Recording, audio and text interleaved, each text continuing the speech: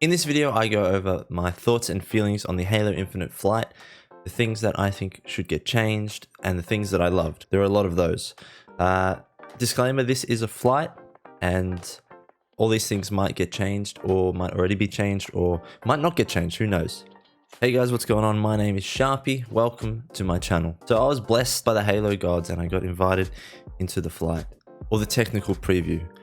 I got to play on the 3 different maps, Live Fire, Recharge, and Bazaar against bots with 3 different difficulty levels. Unfortunately, I wasn't able to play during the PvP test, but regardless, I had an absolute blast in the brief amount of time that I had to play. So in short, like a lot of other people, I absolutely loved the game that I got to play.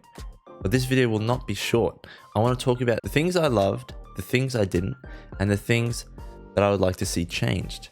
First of all, I want to talk about how the gameplay felt to me, and I can tell you, it felt like Halo. I myself am a Halo 3 boy, and I felt like I was experiencing some kind of sequel to that game. Even though Halo Infinite is technically 12 games later in the franchise, it feels like 343 looked back at what all games in the past did right and brought it all together. Halo 3's equipment system, Halo Reach style customization, parts of Halo 5's movement, but it still felt like its own game with its beautiful sounds and stunning visuals. The soundscape of this game is awesome, with the absolute beefy sounding weapons, apart from the Needler, to the Spartan chatter and the personal AI voice lines, which add a lot of character to the game, the immersive ambient sound, and the way the sound of the firefights around the map changed depending on whether you're indoors or outdoors, all gave me a good sense of a complete and full experience with the multiplayer. Now onto the visuals. Damn, it's looking nice. The lighting and the details in this game literally stunned me, and I often found myself going around the map and just taking it in, looking at all the details and just getting lost in the maps. The HUD has been changed quite drastically from past Halo games, and I don't mind the change. It gives it a cleaner, more modern feel, and I think it looks fantastic. I'm undecided on the player outlines. On one hand, I like it. I think giving the armor coating system a chance to shine is important in many ways, but I also don't think I like the fact that it changes the shield colors of enemies too. Perhaps more options for outline colors and shield colors would help, and maybe even getting rid of enemy outlines altogether and having only friendly outlines could be better. I'm unsure, but hopefully they'll address this in some way, as I have heard almost everyone have griped with it.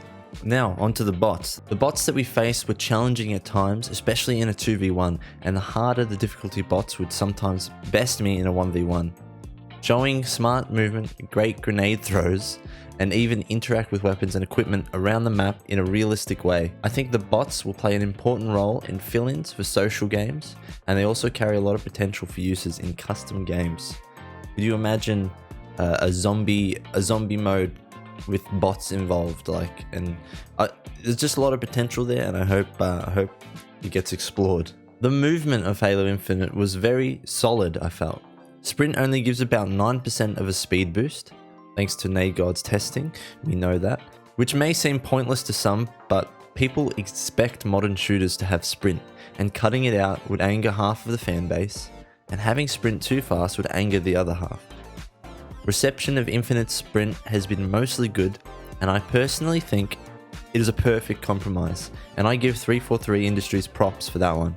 The sliding mechanic has the ability to really launch you around the map with enough practice and raises the skill ceiling of the game, which I enjoyed. So what about the things I didn't love? Although the list is small, and all of these would probably be easy fixes or fixes that could be implemented after launch and still make people happy. First up, as I mentioned earlier, the player outlines need more options. Toggle on and off would make everyone happy. Another thing I was concerned about was the melee range. I don't know if anyone else experienced this, but when I was playing and I hit my first couple of melees, it was like I was playing Modern Warfare 2 back in the day with the Commando perk, if anyone played that.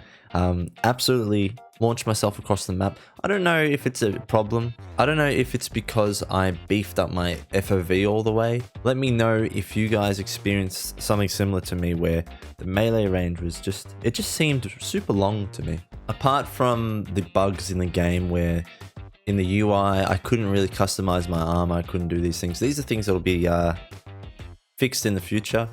But apart from that, I don't really have many other gripes with the game so far. I trust 343, even though perhaps I shouldn't because of the reception of Halo 4 and Halo 5 and how they turned out. Still good games in their own rights, but not.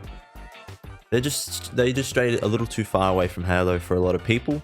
But I still trust 343. I think what they've shown us, they have a good sense of direction this time, and I'm excited for the next flight, the next build. Hopefully I'll get in and be able to test it and really see what they address, if anything, from this flight, and to see what they're testing next. That is one other thing. It got pointed out to me while I was live streaming over on Twitch at twitch.tv/Sharpie. Go chuck us a follow, mate. The Needler, it got pointed out to me. It doesn't sound like the Needler. A mate in the chat said it sounds like a suppressed SMG, and I couldn't agree more. After I read that comment, that's all I could hear, and I think they should have a Needler sound closer to the classic Halo CE Needler. I think that would be the right choice there, make everyone happy, because all the other weapons, literally all the other weapons, sound and feel amazing already. The Needler feels great. Just the sound's a bit off. I really liked the Commando in the flight. It felt really good to just run around with. You could get the headshots with it. It was hard to use at range. Sometimes it was hard to stay on target, but it was really fun, and I did enjoy it. Maybe even more than like picking up a battle rifle. Like I was more excited to pick up the Commando when the Commando spawned on the rack instead of the battle rifle, I think. But yeah, all the weapons were really good. Other than, for me, the sniper rifle actually felt a bit off. And I have heard a lot of people say that like the magnetism was a bit off, or the aim assist, or there was something off. I couldn't hit my shots. I just couldn't hit my shots with it. Now, obviously, that might just be a me problem, but I heard other people saying similar things, so maybe it's not just me. The map Live Fire was absolutely beautiful. I loved the outdoor setting. It was a simple map, but I think it worked well, and I really enjoyed it. Moving on to Recharge was our second map that we got hands on. Different multiple levels. There's about 3 different levels of elevation, and some steps and jumps to get to places. Obviously, you got the gravity hammer in that map. That was a lot of fun to play with. We got the Ravager as well, which was awesome. Overall, it was a fun map. I enjoyed myself. I never got to play any of these maps in PvP. So that's really the true test of maps, really, where the exploits, where do people tend to go back to after they spawn. Obviously, the bots just follow a path. I don't know, obviously, how it works, but for example, at the start of every game, the bots would go to the exact same place every time. So the true test will be our next flight when we get PvP, hopefully. And obviously, Bazaar. I liked Bazaar. It was fun. It was open. It was fun. Had the rocket, but it felt a little bit bland-ish. Like, I heard the real life Spartan say that he wanted more sci-fi maps, and I was like, okay, yeah. And then he went on to say all the maps could just be like in a Call of Duty setting. Like, you could have found these maps in Call of Duty for their setting. You've got Bazaar. It's like an African city. You've got a Recharge, like a hydro facility, and then you've got Live Fire, a military training facility. So all these maps weren't very sci-fi, and hopefully we get like a cool sci-fi map soon, or hopefully there are some in the game, like, you know, Midship and Guardian, stuff like that. One last thing before we wind down the video, I want to talk about the time to kill.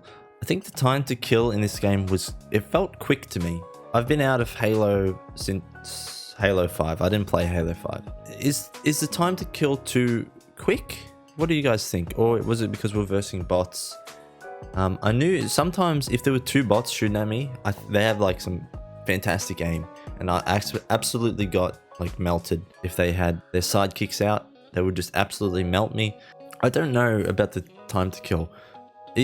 I'm not saying I don't like the fast time to kill. It felt good. The whole experience felt good. But I am a little bit worried about that, actually. Having said that, guys, what were your thoughts on the flight? Did you get in? Have you signed up for Halo Insider yet? Let me know in the comments down below. Thank you guys for watching. If you want more content, follow me on my socials. Follow me on Twitch. Links down in the description below. Give this video a like, subscribe for more, and thank you very much for watching. Stay sharp, and I'll see you later.